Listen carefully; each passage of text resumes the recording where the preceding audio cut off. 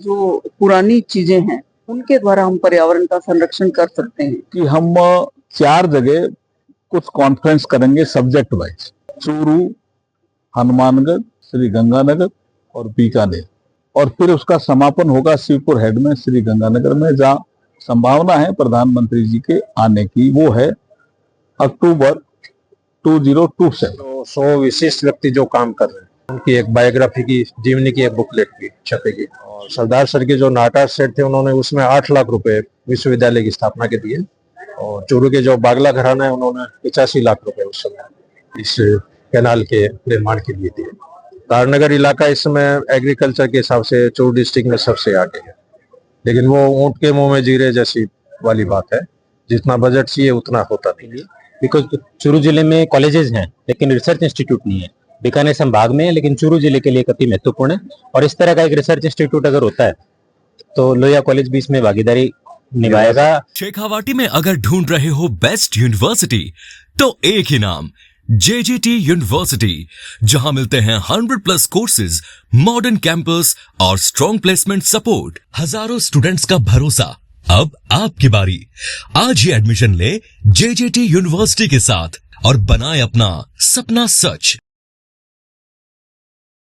नमस्कार साथियों, थे देख रहे हो जलको मीडिया और मैं हूं चूरू से पत्रकार कौशल शर्मा। आज चूरू का महीने गंग नहर का 100 साल पूरा होने के उपलक्ष्य के महीने एक सेमिनार आयोजित करो गए है, जिसका महीने इंजीनियर से लेकर वैज्ञानिक और बहुत सारा उच्चाधिकारी जिका है कंसल्ट का महीने है, और शिक्षाविद है और बच्चा ने भी शामिल किया गया है। और जिको गंग नहर के ऊपर विकास किया करो जावे, बिना बढ़ावो किया दियो जावे, जिको डेजर्ट थार एरिया है बिना किया बचाया जावे, ठीक वनस्पति किया बचाई जावे, इन ऊपर बहुत सारी चर्चाएं होगी।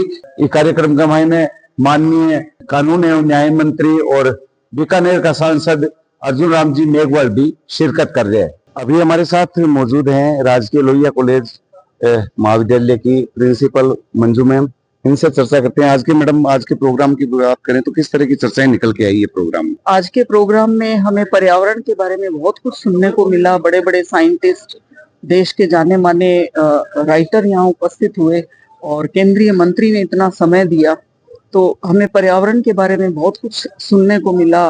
किस तरह से जो मिट्टी खराब हो चुकी है उसके पोषक तत्व लाए जाएं, वनस्पतियों के बारे में, राजस्थान की धरोहर के बारे में, ये हमें पता चला। और खास चीज जो हमारे मंत्री जी ने बताया कि हमारी जो परंपरा और हमारी जो पुरानी चीजें हैं उनके द्वारा हम पर्यावरण का संरक्षण कर सकते हैं, तो ये हमें सुनने को मिला। मैम, चूरू का अगर योगदान कहें, चूरू के सेठ भगवान दास बागला ने उस समय 85 लाख रुपए इस प्रोजेक्ट के लिए दिए थे, जबकि कॉस्टिंग पूरी 3.5 करोड़ लगभग आई थी। तो चूरू का बड़ा योगदान रहा, लेकिन आज भी गंग नहर है वो चूरू की सीमा पे ही है, तारानगर तक ही पहुंच पाई है। अब शीघ्र ही शायद सरकार ऐसा करे कि हम तक वो पानी मिले और पहुंचे, क्योंकि ये इस प्रकार के कार्यक्रम से जन चेतना भी जागृत होती है और सरकार भी इस तरफ सोचती है, तो वहां से चल करके सरकार यहाँ आती है। और यहाँ एक इस प्रकार का आयोजन, इस प्रकार का सेमिनार, मैंने चूरू में कभी भी इतना बड़ा सेमिनार नहीं देखा जिसमें देश के जाने माने साइंटिस्ट जुटे हों। तो निश्चित रूप से हमारे लिए चूरू के योगदान की अगर बात करें, चूरू ने योगदान दिया है और अब भी चूरू योगदान देगा ही, क्योंकि हम वनस्पति के क्षेत्र में कर सकते हैं, पर्यावरण के क्षेत्र में और रिसर्च के क्षेत्र में हम बहुत कुछ कर सकते हैं, और कर रहे हैं हमारे वैज्ञानिक भी। तो मैं तो यही कहूंगी कि ये बहुत ही सौभाग्य की बात है। हमारे साथ मौजूद हैं KC सोनी प्रोफेसर। सर, आज के प्रोग्राम की अगर बात करें तो किस तरह की चर्चाएं निकल के आई सामने? आज का जो प्रोग्राम है ये गंगा नहर के 100 वर्ष पूरे होने जा रहे हैं, तो उसके शताब्दी वर्ष की शुरुआत का ये प्रोग्राम है। इस तरह के 4 कार्यक्रम अभी होंगे, प्री समिट जैसे नाम दिया इसको, और अगले वर्ष इनका एक सम्मेलन होगा, और संभवतः विदेश के बाद मंगोलिया में जैसे प्रस्तावित है, तो उसकी एक तैयारियां हैं। पूरे साइंटिस्ट आएंगे अलग अलग जगह, तो खुल के चर्चा होगी, निष्कर्ष निकल के आएगा और उसका एक डॉक्यूमेंट बनेगा। और मंत्री ने जो बताया था कि इस एरिया में जो 100 विशिष्ट व्यक्ति जो काम कर रहे हैं उनकी एक बायोग्राफी की, जीवनी की एक बुकलेट भी छपेगी। तो ये आयोजन मैंने तो पहली बार देखा है मेरे कैरियर के अंदर, और अच्छी शुरुआत है। सर, अगर बात करें चूरू के योगदान की, तो यहाँ के सेठ ने 85 लाख रुपीज, उस समय 85 लाख रुपए, जबकि इसकी पूरी कॉस्टिंग 3.5 करोड़ के करीब थी। चूरू का योगदान भी रहा है सेठ साहूकारों का, उसके लिए क्या कहेंगे? बिल्कुल, चूरू का जो घराना है, विशेषकर पोदार घराना, बागला घराना, सरदार सर का नाटा घराना, बहुत बहुत धनाढ्य, मतलब उस समय वो लखपति थे। और ये तो गंगा नहर की चर्चा है। बनारस हिंदू यूनिवर्सिटी, मदन मोहन मालवीय का जब जिक्र आया तो वो पूरे राजस्थान में घूम के आ गए और लास्ट में महाराजा गंगा सिंह के पास है कि मैं एक विश्वविद्यालय बनाना चाहता हूँ, आप थोड़ा चंदा दो। तो गंगा सिंह जी ने उनको सरदार सर भेज दिया। मदन मोहन मालवीय शक पकाए कि महाराजा के पास पैसे नहीं है, सरदार से भेज दिया। और सरदार सर के जो नाटा सेठ थे, उन्होंने उसमें 8 लाख रुपए विश्वविद्यालय की स्थापना के दिए। और चूरू के जो बागला घराना है, उन्होंने 85 लाख रुपए उस समय इस कैनाल के निर्माण के लिए दिए। सर, आपको लगता है कहीं ना कहीं चूरू का इतना बड़ा योगदान रहा, कॉस्टिंग देखें अगर, लेकिन आज भी चूरू में खाली एक सीमा क्षेत्र में ही घुस पाई है गंगा नहर, इसको आगे आना चाहिए था? ये गवर्नमेंट पॉलिसी है। हालांकि माइनर कैनाल तारनगर तक आ गई है। तारनगर में अपने जो भालेरी वाली जो रोड है इसमें, और तारनगर इलाका इस समय एग्रीकल्चर के हिसाब से चूरू डिस्ट्रिक्ट में सबसे आगे। तो सर, आपको लगता है कि आगे जाके कुछ कदम इस तरह की उठानी चाहिए सरकार को?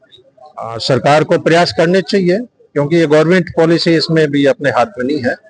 लेकिन चौड़ी कैनाल चूरू में नहीं आएगी तो माइनर वो 3 फीट चौड़ी आएगी। अब उसमें भी रास्ते में पानी चोरी हो जाती है, कई तरह की समस्याएं हैं। सुदृढ़ीकरण की अगर बात करें गंगा नहर की, हम 100 साल पूरे हो चुके हैं इसके, लेकिन अभी भी कुछ हिस्सा है वो ही अपन रिपेयर कर पा रहे हैं। हाँ, इसमें बजट, बहुत ज्यादा बजट चाहिए। क्यों, गंगा कैनाल की जो मेन जो फीडर कैनाल है वो तो शायद 120 फीट चौड़ी है। अब उसका इतना पायदान बनाना, साइड में ईंटें लगाना, तो मतलब अरबों रुपए का बजट है। इतना बजट सरकार सैंक्शन करती नहीं है। फिर भी साल में 2 महीने नहरबंदी रहती है, उसमें इसकी मरम्मत होती है।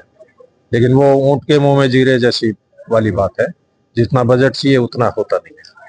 और फिर सरकारी बजट में आप जानते हो छिजत भी होता है, कई तरह की समस्या। अणु विभाग से डॉक्टर नीलम जी हमारे साथ हैं, चर्चा करेंगे। मैम, आज के सेमिनार के बारे में कैसा लगा सेमिनार, क्या समझ में आया, कुछ बताइए।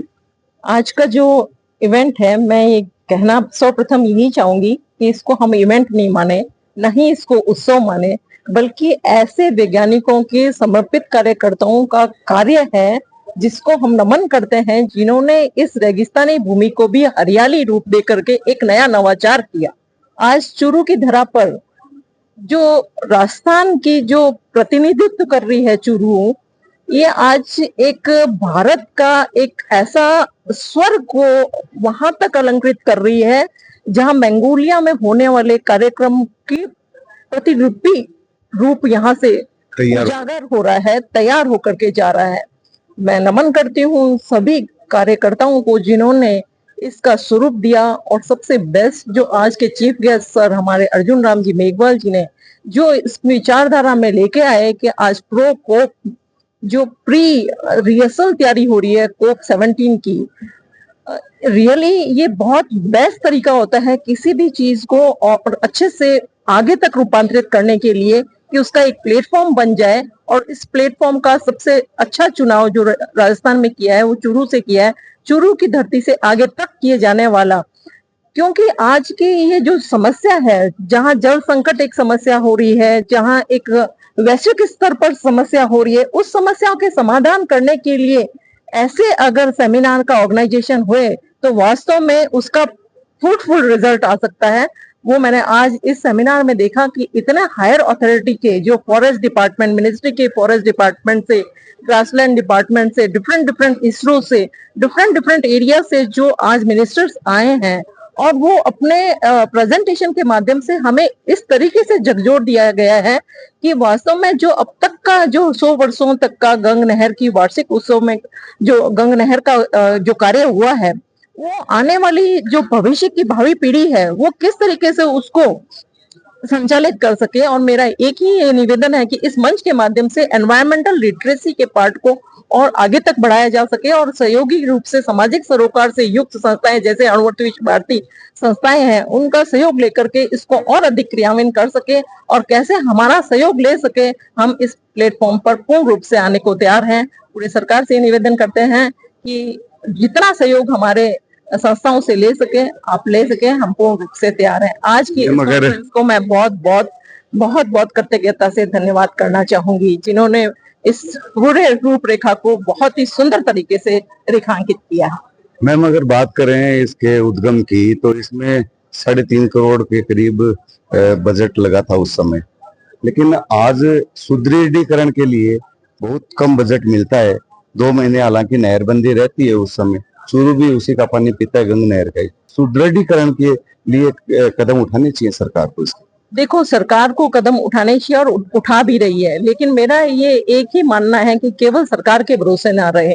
और सहयोगी संस्थाएं हैं जो इस क्षेत्र से जुड़ी हुई है, इस एरिया से है, जैसे कोई भी एनवायरमेंटल कॉन्सेप्ट को लेकर के चल रही है, उनको भी आगे आगे बढ़ करके कार्य करेंगी। तभी कहते हैं 1 से 11 होता है, तभी इस देश का सुधार हो सकता है। अन्यथा आप सरकार के भरोसे चलें तो इतना हम सोच नहीं सकेंगे। सेठ यहाँ के चूरू के भगवान दास जी बागला, उन्होंने उस समय 85 लाख रुपए डोनेट किए थे, सरदार सर से भी डोनेशन हुआ था। तो यहाँ के सेठ साहूकारों की बड़ी भूमिका रही उस समय, उनके लिए क्या कहेंगे? ऐसे सेठ साहूकारों को तो मैं बहुत नमन करना चाहूंगी, और स्पेशली आज गंग नहर के शताब्दी वर्ष के समारोह में, क्योंकि अगर ऐसे भामाशाह नहीं होंगे और इस तरीके के भामाशाह और अधिक उजागर हो सके और अपना अपना कॉन्सेप्ट लेकर के चल सके, तो देश के भविष्य का सुधार होने में समय नहीं लगेगा। जैसे आज 100 वर्ष में कितना डेवलपमेंट हुआ है, और मैं कहती हूँ इस 100 वर्ष क्यों, अभी तो 25 वर्षों में ही इसका बहुत डिफरेंट एनवायरमेंटल कॉन्सेप्ट चेंज हो सकता है, और ये बात देश नहीं विदेश तक भी पहुंच सकती है। राजकीय लोहिया कॉलेज के प्रोफेसर शांतनु जी हमारे साथ हैं, इनसे चर्चा करेंगे। आज के प्रोग्राम में सब इस तरह की चर्चा निकल के आई सामने। चर्चाएं बहुत गंभीर और बहुत उच्च स्तर की थी, और देश विदेश के जो जाने माने जो एक्सपर्ट्स हैं, जो अपने यहाँ चूरू की जो भौगोलिक परिस्थितियां उस हिसाब से जो इन्होंने रिसर्च की है, और बहुत अच्छे लेवल पर मैं समझता हूँ कि विश्व पटल पे जो डाटा आने चाहिए वो आज यहाँ चूरू में पब्लिश होते। पहली बात तो मैं सबसे बड़ा आयोजन इसको इसलिए मानता हूँ कि इस तरह का एक वैज्ञानिक आयोजन आज तक, मैं पिछले 15 साल से लोहिया महाविद्यालय में हूँ और देश विदेश में जाता रहता हूँ, तो इस तरह का आयोजन चूरू जिले में होना एक बड़ा सुखद अनुभूति है। और जिस तरह की चर्चा हुई है उससे जो चीज निकल के आएगी, अभी थोड़ा सा राउंड टेबल होना बाकी है, राउंड टेबल के बाद जो रिसर्च निकल के आएगी उससे जो नई जो पॉलिसी बनेगी, उससे मैं समझता हूँ कि चूरू जिले के विकास की दिशा और दशा बदलेगी। और मैं ये भी एक आशा करता हूँ कि इस तरह का एक रिसर्च इंस्टीट्यूशन अगर चूरू जिले में अपने स्थापित हो, मैं माननीय मंत्री महोदय से भी रिक्वेस्ट करता हूँ इस बात के लिए, बिकॉज चूरू जिले में कॉलेजेस हैं लेकिन रिसर्च इंस्टीट्यूट नहीं है।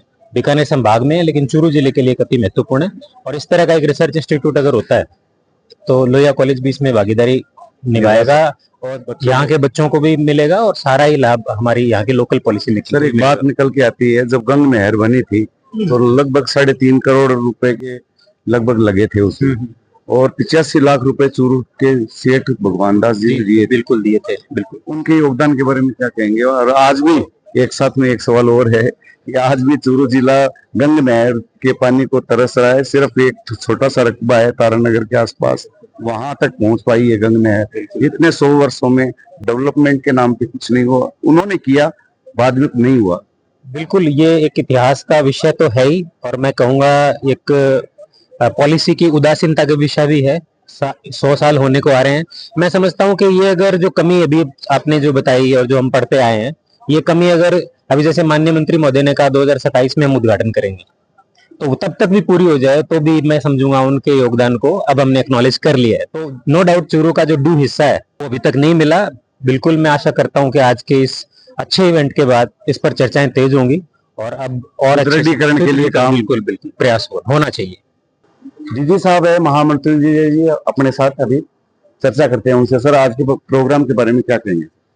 आज भारत सरकार और राजस्थान सरकार के द्वारा जो कार्यशाला आयोजित हुआ है चूरू में, इसमें गंग नहर 1927 में स्थापना हुआ था।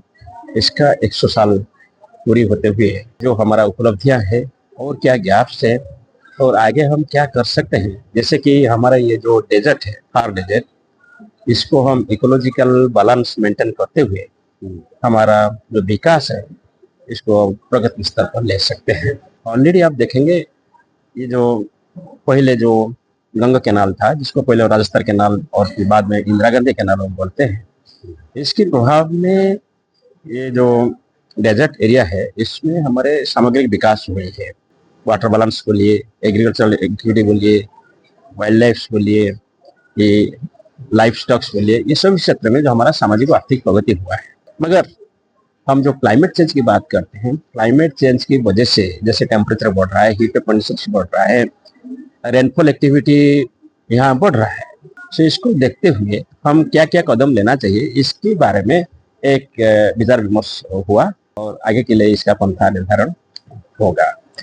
और ये सामग्रिक रूप से इस एरिया का डेवलपमेंट के लिए सहायक होगा। इसके साथ साथ जैसे डिफरेंट लैंडफॉर्म्स है, इसको जोड़ने के साथ साथ पूरे भारतवर्ष के विकास और पृथ्वी का जो जलवायु परिवर्तन का प्रभाव को मिटिगेट करने के लिए कदम उठाने के सहायक होगा। सर अगर बात करें 100 साल पहले ये नहर बनी थी और मेंटेनेंस होता है, हालांकि 2 महीने बंद रहती है नहर, लेकिन पूरा मेंटेनेंस नहीं होने की वजह से पानी की छीजत हो रही है। उसके लिए भी कुछ किसी तरह का प्लान सरकार बनाने की इच्छुक है या किसी तरह की चर्चा चली है आज प्रोग्राम में? वो तो सभी दृढ़ीकरण किया सभी क्षेत्र में चर्चा हो रहा है, मगर हम तो सिर्फ वेदर, क्लाइमेट चेंज के बारे में बातें करते हैं और इसका इलाका में जो फाइंडिंग्स है हम सरकार और बेसरकारी संस्था को भी शेयर करते हैं। देखिए, सबसे पहले तो मैं चूरू के पत्रकारों को बहुत बहुत धन्यवाद ज्ञापित करता हूं कि मैं 3-4 दिनों के समाचार पत्र और सूचनाएं ले रहा था, तो आपने इस इवेंट को बहुत अच्छी तरह से प्रचार प्रसार के रूप में उठाया, जनता तक पहुंचाया। उसके लिए आपको बधाई और धन्यवाद। जैसे मैंने पहले कहा आपको कि गंग नहर का निर्माण इस पूरे बीकानेर संभाग में एक विकास की यात्रा का इवेंट भी था 1927 में, और इस क्षेत्र के विकास का भी एक इवेंट था। लोग विकसित हुए, एग्रीकल्चर डेवलपमेंट हुआ, लोगों को पानी मिला, पीने का भी, सिंचाई का भी। तो उसके 100 साल पूरा होने पर हमने एक कार्यक्रम हाथ में लिया है कि हम 4 जगह कुछ कॉन्फ्रेंस करेंगे सब्जेक्ट वाइज, चूरू, हनुमानगढ़, श्री गंगानगर और बीकानेर, और फिर उसका समापन होगा शिवपुर हेड में श्री गंगानगर में, जहां संभावना है प्रधानमंत्री जी के आने की, वो है अक्टूबर 2027। मैं ये जानकारी देना चाहता हूं कि आज की जो वर्कशॉप थी वो क्लाइमेट चेंज, पर्यावरण संरक्षण, हमारी जो बायोडाइवर्सिटी है उसको हम कैसे बचा पाए, इसको लेकर के थी। और जो हमारा डेजर्ट है उसमें इन सब चीजों की उपयोगिता क्या है। चूरू को हमने इसलिए चुना कि चूरू एक्सेस हीट और एक्सेस कोल्ड का एरिया है, यहाँ टीबे भी हैं, धोरे भी हैं, और गर्मी भी सबसे ज्यादा पड़ती है और सर्दी भी सबसे ज्यादा पड़ती है। और क्लाइमेट चेंज का इस पे असर क्या होगा, पर्यावरण संरक्षण को हम कैसे आगे ठीक रखेंगे, इस पे चर्चा थी, बहुत अच्छी चर्चा थी। आप देखा होगा कि भारत सरकार के संस्थानों के भी लोग आए, राजस्थान सरकार के वन विभाग के भी लोग आए, कुछ ऐसे एक्सपर्ट हैं तो देहरादून से, कोई बेंगलोर से आए, ये एक, और अफ्रीका में कोई काम करने वाले वैज्ञानिक भी है। और थार डेजर्ट पे बहुत अच्छी तरह से यहाँ आज प्रेजेंटेशन हुए सबके। मैं समझता हूं कि चूरू से आज जो ये पर्यावरण संरक्षण का संदेश निकलेगा वो हमारे राजस्थान में भी जाएगा और देश में भी जाएगा, और मुझे लगता है दुनिया में भी जाएगा। इतना महत्वपूर्ण आज का ये कार्यक्रम। आगे 100 सालों में हमारा इंफ्रास्ट्रक्चर कैसा हो, रेलवे कैसे आगे बढ़े, कहां तक जाएगा रेलवे, रोड कैसी हो, इस पे भी चर्चा होगी। हेल्थ कैसा हो हमारा, शिक्षा का स्तर कैसा हो, इस पे भी चर्चा होगी। वाटर बॉडी जो चूरू जिले में सबसे ज्यादा है, उनका रखरखाव या उनका हमारी संस्कृति के विकास में क्या योगदान आगे रह सकता है, उसके बारे में भी चर्चा होगी। एक सिंधु जल समझौता है 1960 का, जब देश आजाद हुआ था तो सिंधु, झेलम और चिनाब ये नदियां पाकिस्तान को मिली थी। रवि, सतलज और ब्यास ये भारत को मिली थी। अब ये सिंधु जल समझौता 1960 का अभी कैप्टन अबेंस मिथ्स रद्द, इसके क्या प्रभाव रहेंगे ये भी हम लंच के बाद चर्चा करेंगे। हमें पानी ज्यादा मिलेगा डेजर्ट होने के कारण, और पाकिस्तान को पानी जा रहा है फालतू, वो आने वाले समय में रुकेंगे। एक भाव जो आया है इस सिंधु जल समझौते को, कहा कि आतंकवाद और पानी दोनों एक साथ नहीं बह सकते, तो इसका भी आने वाले समय में क्या प्रभाव रहेगा ये भी एक चर्चा का हमारा टॉपिक है। फॉरेस्ट एरिया हमें कितना बढ़ाना है, क्योंकि वो बायोडाइवर्सिटी के लिए कितना आवश्यक है, ये सारे प्रेजेंटेशन में अभी आया, ये भी एक चर्चा का टॉपिक हमारा। पशुधन की प्रकृति कैसी रहेगी, किस किस तरह के पशुधन रहेंगे। एक जमाना था तो घोड़े हम ज्यादा रखते थे, एक जमाना था तो बैल भी रखते थे।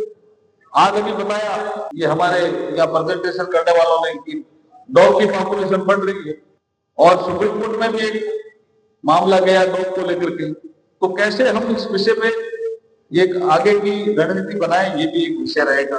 और जैसे भी एक विषय आया 10 फुट वेटलैंड का, इसमें भी हाईकोर्ट में मामला गया था।